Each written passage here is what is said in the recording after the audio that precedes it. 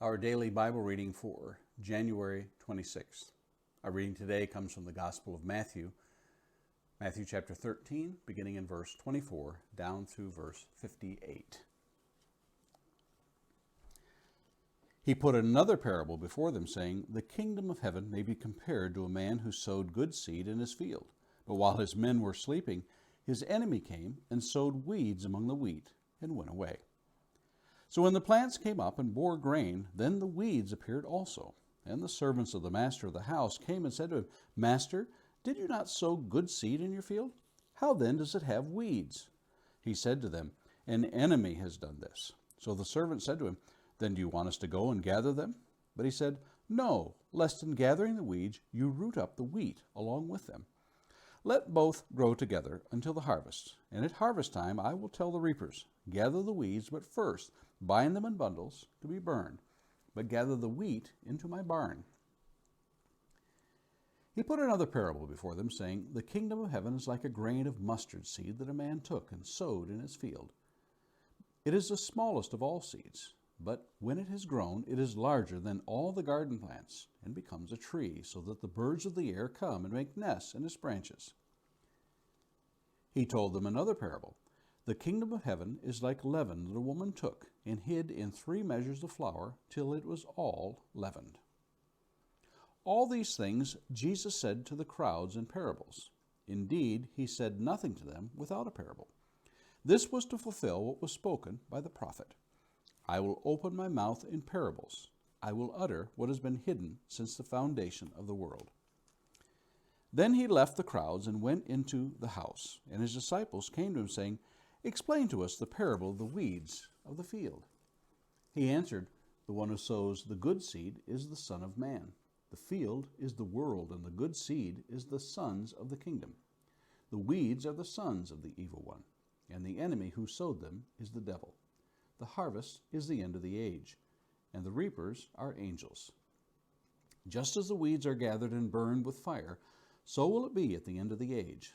The Son of Man will send his angels, and they will gather out of his kingdom all causes of sin and all lawbreakers, and throw them into the fiery furnace. In that place there will be weeping and gnashing of teeth. Then the righteous will shine like the sun in the kingdom of their Father. He who has ears, let him hear." The kingdom of heaven is like treasure hidden in a field, which a man found and covered up. Then in his joy he goes and sells all that he has and buys that field. Again, the kingdom of heaven is like a merchant in search of fine pearls, who on finding one pearl of great value went and sold all that he had and bought it. Again, the kingdom of heaven is like a net that was thrown into the sea and gathered fish of every kind. When it was full, men drew it ashore and sat down and sorted the good into containers, but threw away the bad. So it will be at the end of the age. The angels will come out and separate the evil from the righteous and throw them into the fiery furnace. In that place there will be weeping and gnashing of teeth. Have you understood all these things? They said to him, 'Yes.' And he said to them, 'Therefore every scribe who has been trained for the kingdom of heaven is like a master of a house who brings out of his treasure what is new and what is old.'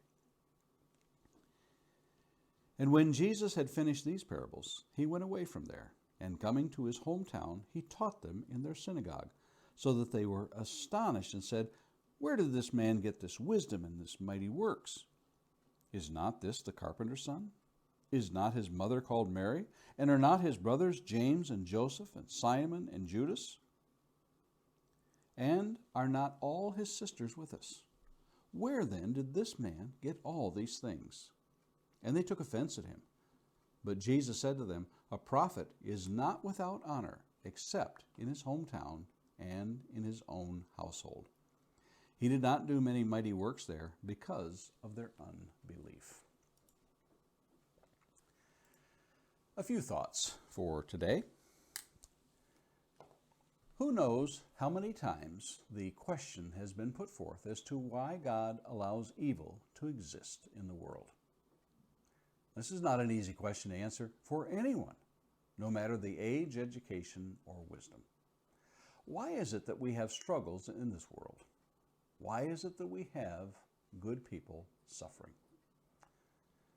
While this parable of Jesus on the tares does explain some of the reasoning for it, we simply will never quite fully grasp the extent of God's will in his ways.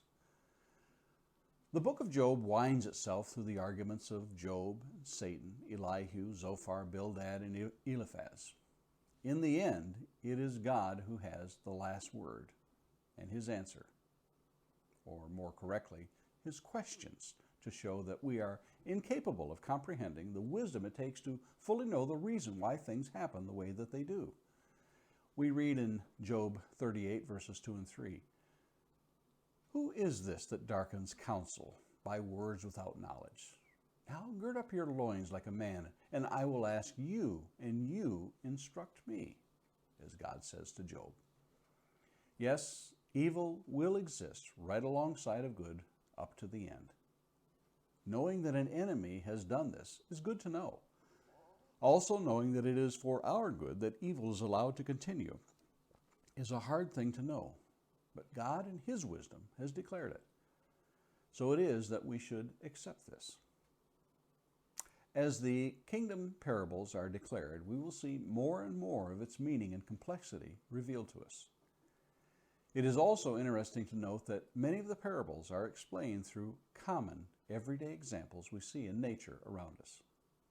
It is God's desire that we understand them, but we must make the effort, lest seeing we do not see, and hearing we do not hear. A question of the day. Do the questions you have about God motivate you enough to search them out in his word? And finally, a thought to meditate on this day. Though the question of why good and evil is allowed to exist today together is seldom answered to many people's satisfaction, it should not deter us from continued search for truth. And those are our thoughts for today, January 26th.